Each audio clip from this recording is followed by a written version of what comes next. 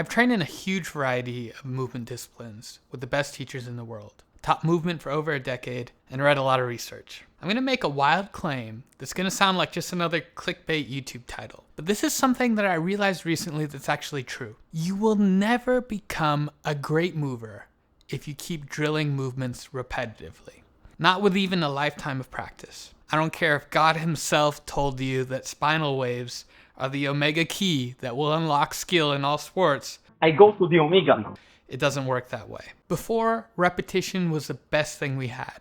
But I'm coming to you not just with the problem, but also with the solution. See, in movement, the name of the game is becoming good at the things you haven't done before. That's a tall order, but one worthy of a lifetime pursuit. And a lot of teachers have forgotten this or gotten so comfortable with their methods that they stop testing them and they haven't realized that they don't really work. Obviously, repetition can contribute a significant amount to athleticism.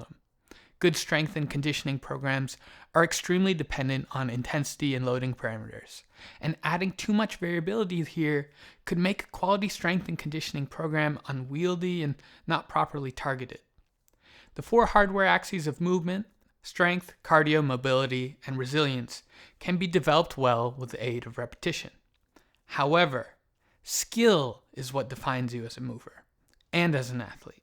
Research is already validating a revolutionary conception of movement called ecological dynamics that suggests there is no such thing as a stored motor program. That means that when you repeat a movement, you aren't refining anything in particular. You're just organizing your system towards doing one particular thing in complete divorce from whatever's going on in your environment. You're not making anything more automatic. No unconscious competence, none of that. This science is fascinating, and I've got a documentary about it that I'll link here when I post it, if you want to learn about it in much more depth. But the crux for movers is that there are 2 methods based on ecological dynamics that are designed to promote better skill acquisition. The first is called differential learning, where athletes are given an array of variations to perform, never repeating the same movement twice. This outperforms traditional expert instruction with or without feedback. The second is called the constraints-led approach, where athletes are given tasks to perform and coaches modify the constraints of the individual, task, and environment to promote better skill acquisition. This approach beats prescriptive instruction and even differential learning when they're put head-to-head. Now, what people aren't talking about yet is that these studies are generally far too narrow to fully capture the advantage of the ecological dynamics approaches. People aren't comparing drilling one soccer kick versus endless variations of soccer kicks versus a soccer shooting task and seeing how it transfers to in-game shooting ability. They're testing how accurately you can hit a target. Again, ecological dynamics approaches are still winning, but they're not designed for this.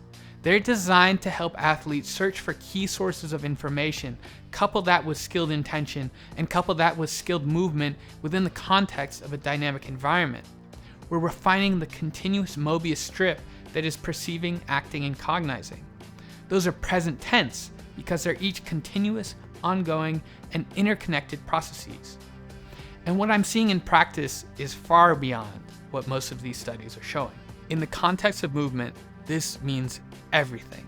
This is the holy grail, because ecological dynamics approaches, differential learning, and the constraints-led approach will allow us to learn specific movements more effectively, but they will allow us to learn beyond the context of the specific movements we practice far more effectively. That means for once, the generalists can have our cake and eat it too. Here's some basic functional guidelines for this new approach for movers.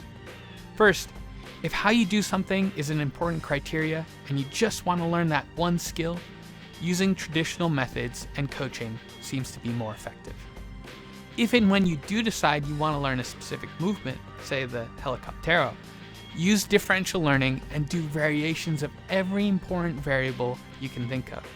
Distance between the hands, height of the hands off the floor, start position, starting angle, lead or landing legs, gaze direction, surfaces, everything.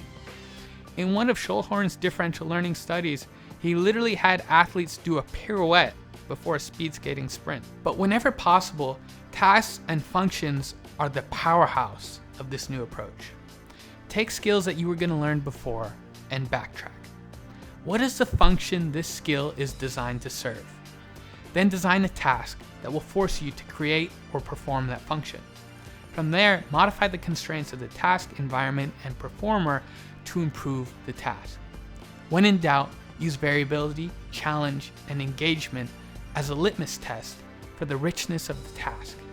It shouldn't be too chaotic, but you want scenarios that are dynamic, challenging, and engaging. If it looks clean and polished, keep tinkering with the variables. If it feels boring or repetitive, try adding your own constraints within the larger task. For instance, in dance, we often have scores, which are basically rules or motivations that will influence your dance. That's absolutely a task that could be considered an application of the CLA. But say you're dancing and you're working on a score. It could be by yourself or even in a class.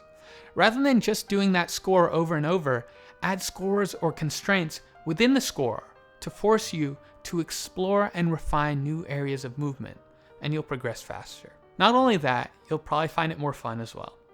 Speaking of fun, now that I'm on the tail end of the documentary and I've finished my master's, I'm opening up 2 spaces for one-on-one online coaching. So if you're serious about movement and you want to experiment with this new approach with me, hit me up.